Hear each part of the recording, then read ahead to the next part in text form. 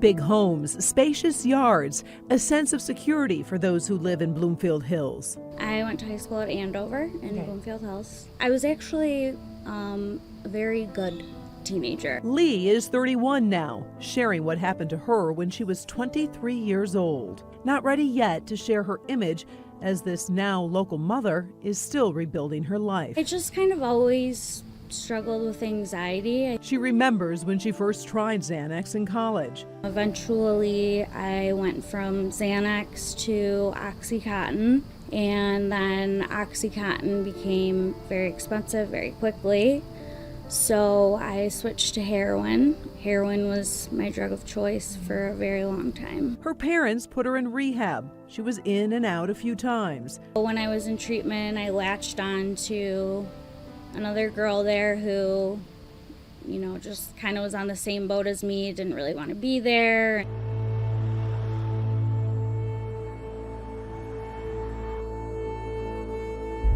The girls left rehab on a cold December day. They were walking on Michigan Avenue in Ann Arbor for about 45 minutes, wondering what to do next. Then out of the blue, a van just pulled over with two guys in it, and they asked if we needed a ride. I was super young, very naive, and got in. They said that, they would have jobs for us and they could get us a job. They asked if we wanted to work at a massage parlor, and I was like, no, I'm not into that kind of thing, that's not, I don't do that. And they said, no, it's nothing like that, it's a legit place. They ended up telling us that they would, get us a room for the night and we could pay them back when we started working. The young women were brought to a motel. The men had a plan.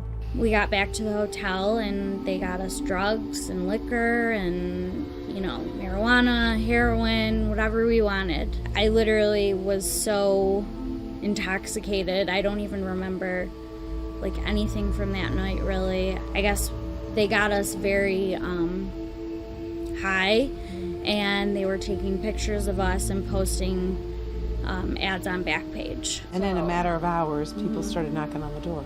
And there was nowhere to go, nowhere to hide, nowhere to turn to, because one of them would stay in the bathroom the whole time. Lee and her friend were raped numerous times. Then, 5 days into her captivity, they switched motels. The men brought them here to the Red Roof Inn in Ann Arbor. Her captors forgot to move the phone for a brief few moments, and that's when Lee called her mother. And then finally I had the opportunity. She answered. I said, come to the Red Roof Inn in Ann Arbor, be here at this time, don't be late, and just stay in your car. And then I hung up. Later, the 23-year-old was walking back to the motel with her captors after a trip to McDonald's for food. As soon as we were walking back up to the room, I walked all the way back up. And then I just flew down the stairs and ran to her car and told her to go as fast as she could. Lee and her mom took off. She was safe, free. Well, she thought.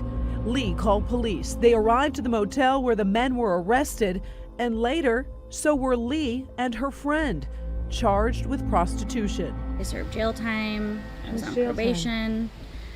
I mean, it was just crazy. This is Lee's father.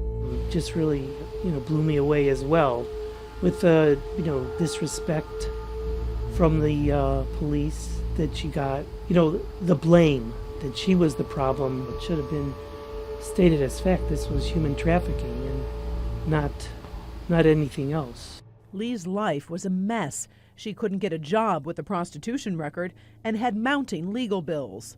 Then she heard about the Joseph Project, a nonprofit that provides free legal help to human trafficking survivors. I was literally just scrolling through my phone on the Channel 4 app, watching news segments, and you had done a segment, and it was about the Joseph Project, and it was another one of your segments, and it was about how they help victims of human trafficking with pro bono legal work. I didn't even believe it was real. because it just seemed like way too good to be true. A nonprofit that provides free legal help to human trafficking survivors. The reality is somebody can be wrestling with an addiction, but that does not give another person the right to exploit them. That is always against the law, and that's what happened here. Lee's record has been cleared. She has a job, a child, and a new life. I feel so much better about, myself, and I feel like I have, my dignity back and self-respect.